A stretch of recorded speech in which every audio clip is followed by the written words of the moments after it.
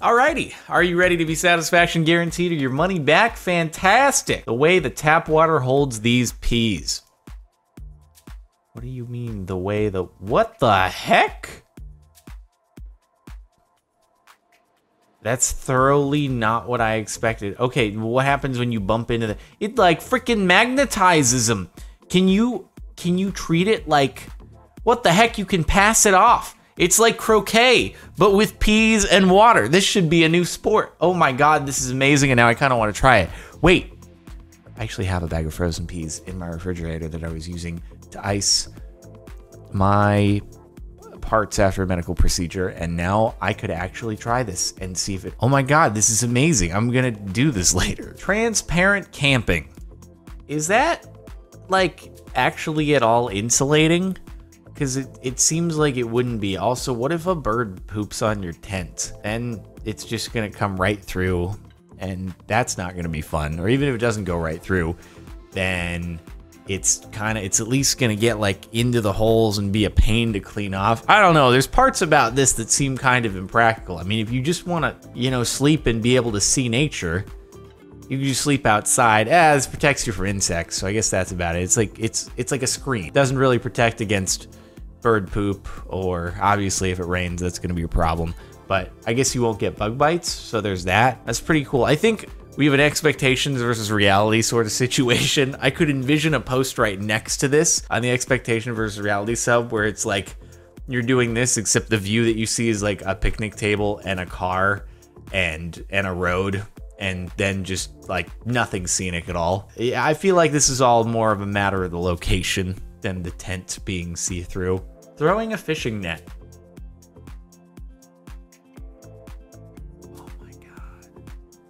It landed perfectly. What the heck? How many years did this man's have to practice? Dude, it looks like an oil slick, actually. Which, I mean, an oil slick is not good on the water, but it looks cool that when it lands, it kind of has that rainbowy, faint oil effect. That's wild. That's some skill right there, dude. I hope you caught some cool fish to go sell for lots of money. Did you know that like a big tuna is multiple hundreds of thousands of dollars at a fish market? It can get wild. Lighting a Dandelion Match. Yeah, okay, hold on. No, so I've seen something like this before, and the comments said that it was post-production, that it wasn't actually a match. Okay, now you're gaslighting me, possibly literally, telling me that there is something called a Dandelion Match. Now you're gonna make me go into the comments section. Okay, I feel really stupid for thinking, whoa, how is this possible? Okay, good, because it's not. It's post-production. I drew a perfect bracket. You did, actually. That is pretty impressive. Man, you must have taken some kind of like, what is the opposite of a stimulant like a depressant? That just sounds kind of sad, but I think that's the name for it. To have hands that steady, I mean, you must have been just like so calm, so relaxed. I read a Reddit thread the other day about someone who was taking archery classes and went into competitions, and they'd for a long time been taking beta blockers for a heart ailment of theirs, not realizing that apparently they really relax you. And metoprolol, I think, is the name of the drug. Is apparently on the banned substances list. So maybe this person was on the metoprolol, and you can draw really good brackets with it. Drops of water on a penny. This is always fun. You gotta love surface tension. So sometimes in the morning when I a lot of pee has built up overnight, it's really interesting. See, I can like pee and aim for the middle because I live alone, so I don't have to pee on the side to make it quiet. So I aim for the middle, and then I watch as, rather than the water level like rising universally, it kind of bulges up on the edges like this penny, but picture instead of the penny, it's just the water level in the toilet bowl. And I would like to see like how much I can do until finally it breaks the surface tension, and then it kind of chain reactions and like levels out the water all across the edges.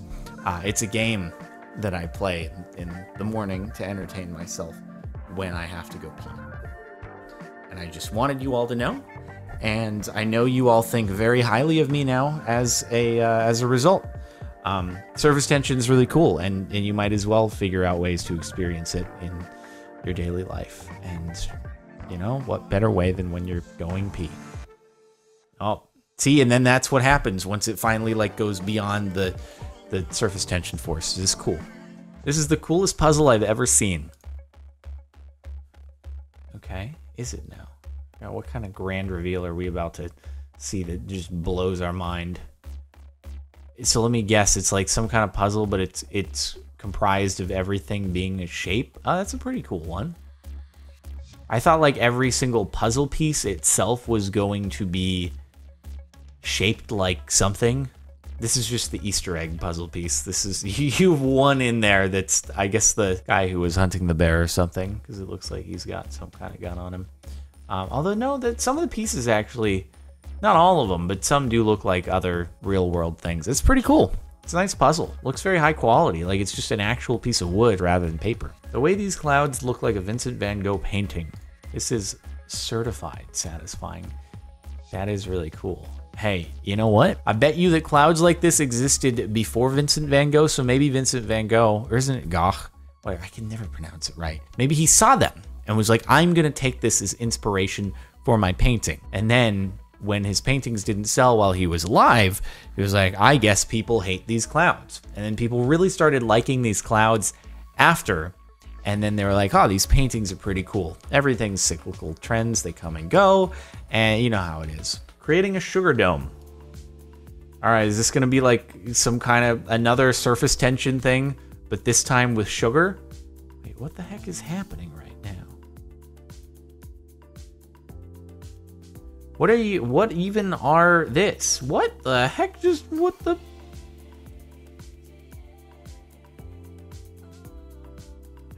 Okay, all right, yeah. I'm like, this is some witchcraft. And then they zoomed out, and the dude's in like a fancy kitchen with like some fancy chef outfit. And I'm like, all right, you know what you're doing. You're like a fancy chef kind of dude. But also, how is the saran wrap going in like the perfect hemisphere? I don't understand. Yeah, whatever. You know you're hot, short, freaking with your cooking skills and stuff like that, okay? This freaking smile at the end. He's like, yeah, I know, I'm pretty good at this stuff. I run a Michelin 3-star restaurant. This actually does remind me of a thing they serve at Alinea. I've not eaten there, but I've seen the chef's table on it. They do this balloon, like a sugar balloon, but I think they do a different strategy on making it, but it reminds me of that. Reflection on the DVD is part of design. That's a pretty cool idea. Huh. That's pretty mildly interesting, almost. Also, I appreciate it when they have those little push tabs on the DVD. Like, different companies did different kinds of strategies for being able to easily remove the disc from the thing, and that was always the best one. That one. The others, like, you'd push in, it wouldn't really do anything, and then you feel like you're gonna break the disc pulling it out. So that's quality. I just wondered, did they neglect to put a graphic on it? Because then, what if you ever lose the box art and you're just left with this like blank disc? Unless it's just that you put it upside down and then it looks like this, and the other side it actually has graphics. I guess this is Studio Ghibli according to the top comment, which a lot of people like, and I haven't seen a movie of one of theirs. All of a sudden, cue all the comments from people being, what? You haven't seen, what is it, Spirited Away? It's such a good movie. And I'll be like, yeah, I bet it is. I just haven't seen it. Sorry about that. I know there are big fans out there of it and stuff. Sorry. My bad. The acoustics in this new construction are amazing. Wow, that's a lot of silver and gold on this one. Good Lord.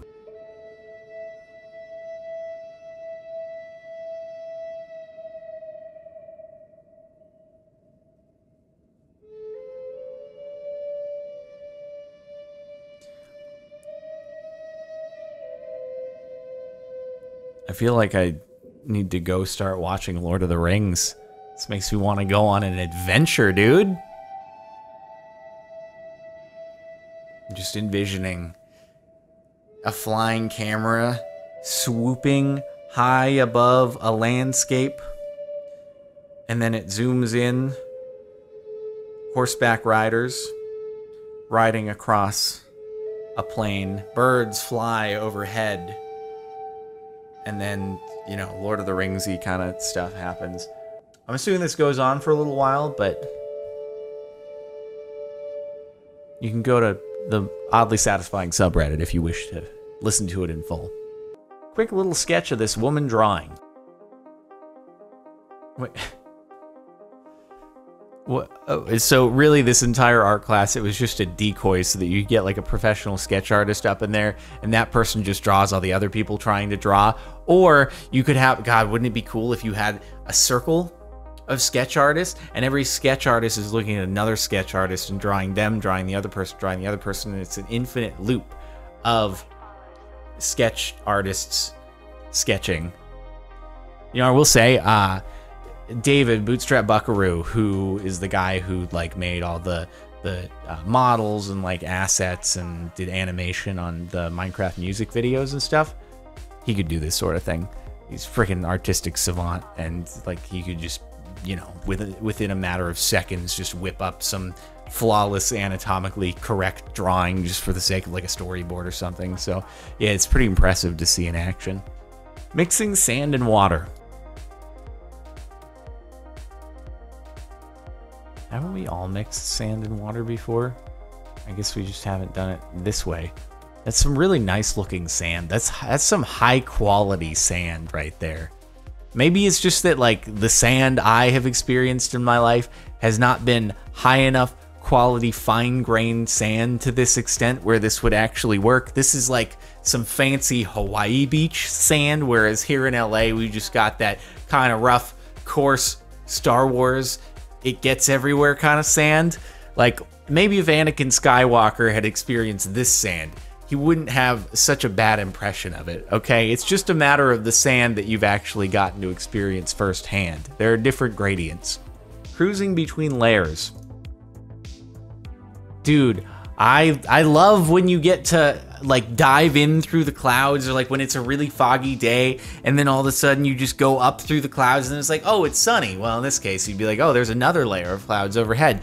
But that's always so cool, dude. I hate traveling, but then there are moments like that where it's actually kind of cool for a second and then you get jaded again because you're like, ah, God, I have another 8 hours on this flight. In fairness, I've only ever traveled overseas twice, so there's only 4 occasions that I've ever had the opportunity to say, oh God, there are 8 hours left on this flight. And to be quite frank, I'm happy keeping it that way. Sure, I'll go overseas again at some point in my life, but I don't like that.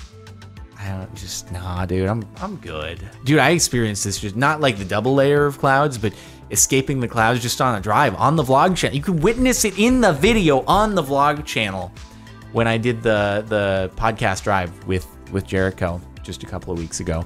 It was pretty cool. We were like, oh, this day is kind of gloomy, and then it was like whoosh out into the sun. It was so cool, dude. And who remembers these bad boys? Best feature on a calculator.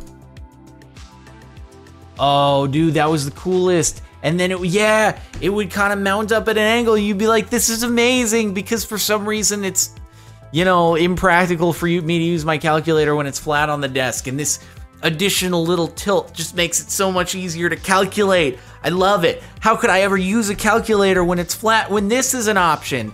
Man, dude, I remember being so stoked by this the first time I saw it back in elementary school. Like, this is the coolest calculator ever. I always want to have this, except it wasn't mine. It belonged to someone else or belonged to the school or something. But it was so cool, dude. These are the best. I miss you. And let's see. The way they paint the house.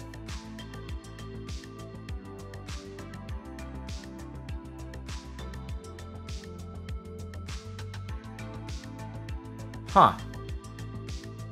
So he's just like getting most of the paint on there and then the roller evens it out. I've actually never seen this mechanism before.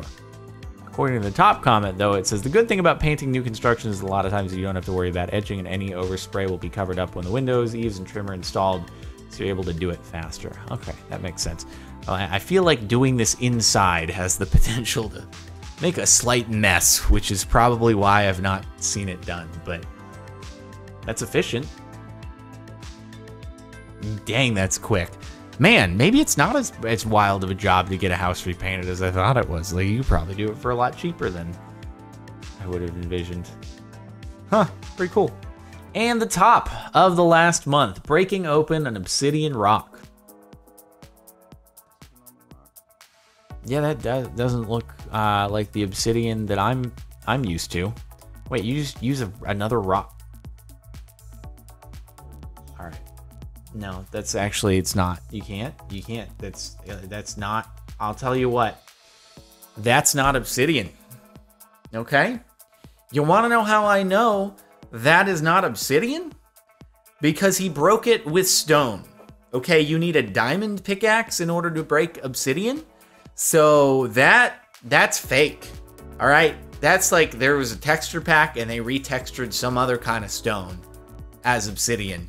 But that's not real obsidian. You can't go to the nether with that kind of stuff, okay? Because otherwise he would have needed a diamond pickaxe. Like, that's just... I feel like we've been lied to, quite frankly. I mean, it was cool and all, but you can achieve a lot of cool things with a texture pack. So, that's all I'm saying right there. I don't know. This is some witchcraft. That's it for the last month of Oddly Satisfying. I hope you've enjoyed. Make sure to like if you were satisfied and subscribe if you were satisfied, and check out the playlist if you want to be satisfied more by other videos. And also, if you want to be satisfied by music in the background, it's linked in the outro and the description on the Marin Music channel. I'll see you next time.